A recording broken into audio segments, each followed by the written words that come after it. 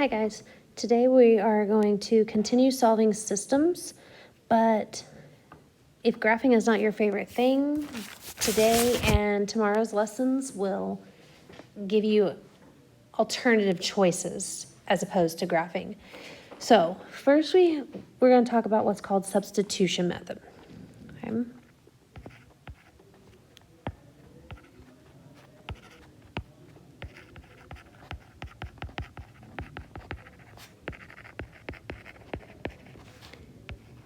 Now, I'm going to do like what I typically do, and I'm going to write out in words, like the verbal instructions for things that you're going to do, but, and then I'll do several examples on here. So, substitution method. First thing you need to do is choose an equation that is either solved for X or Y.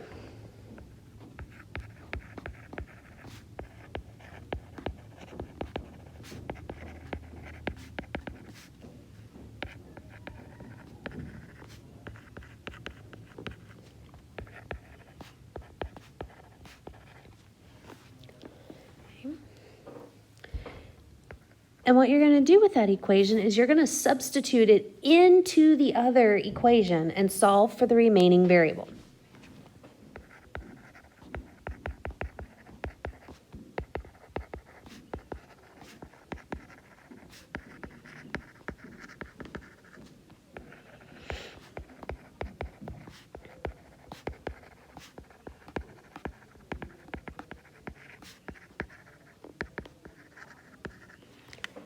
Okay. Once we get that answer, so maybe it's something like x equals 2, we're going to substitute again. We're going to substitute the answer we get into either original equation and solve. That'll give us two answers, an x and a y, and we're going to write our answer as an ordered pair.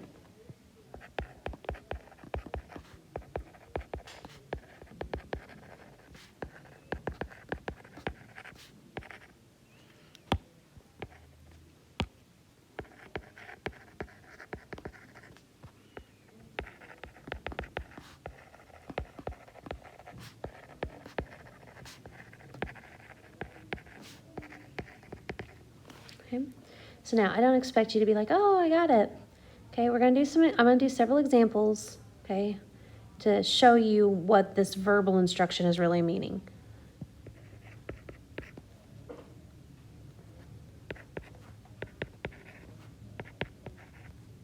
Actually, I'm going to make this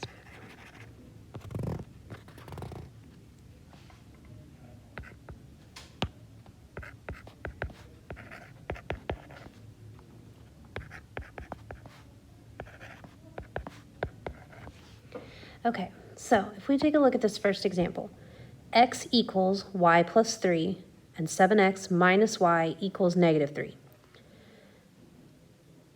I have one of the equations is solved for a variable. This top equation says x equals y plus 3. So what substitution method says, we're going to take what x is equal to, the y plus 3, and we're going to substitute it into the other equation where we see the x.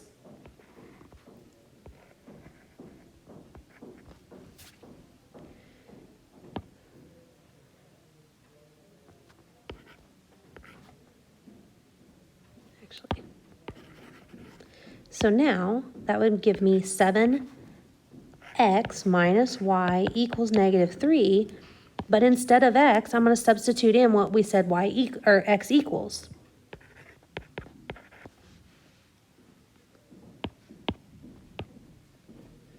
Okay.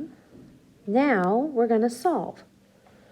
First thing I need to do is I need to get rid of those parentheses. So I'm going to distribute the 7, which gives me 7y plus 21.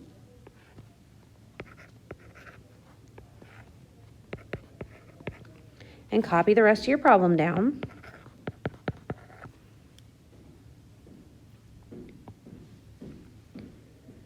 Now I have a couple like terms. I have a 7y and a negative y.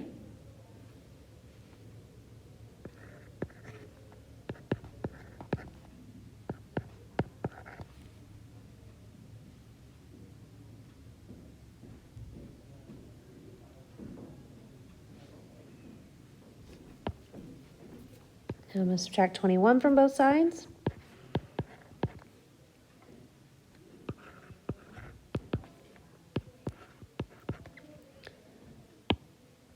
And divide by 6. Now, that's just the answer for y. I also need to know what x is because my original problem had both x's and y's. So we're going to choose one of the original problems. My advice would be to choose the top one because it's easier.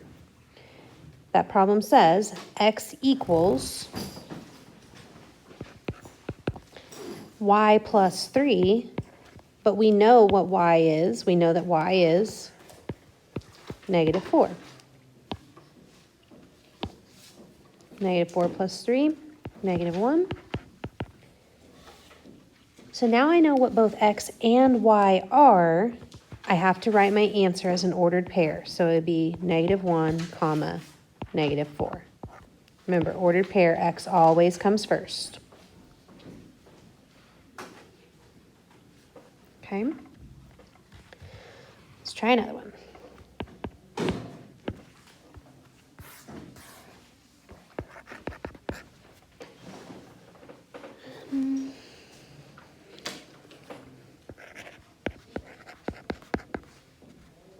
Oops. Helps if I remember my equal sign. Sorry, guys.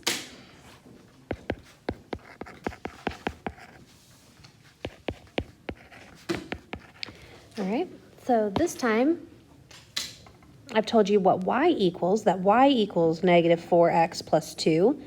So we're going to substitute that into the other equation where we see the y.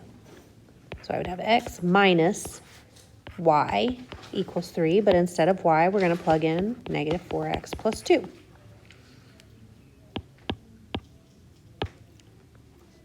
Remember, there's technically a 1 in front of these parentheses, so I'm going to have to distribute a negative 1.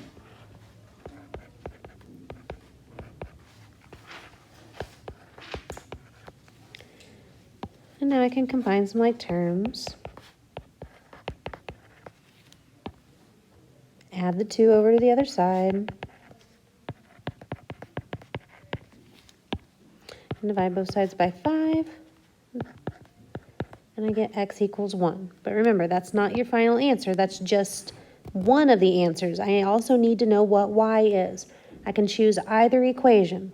I advise choosing the easier of the two. So y equals negative 4x plus 2. But what is x? That's the one that we found.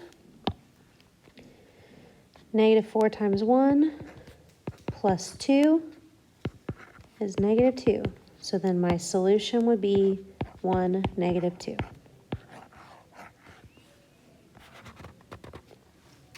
Okay, so give substitution a try. If you need any help, please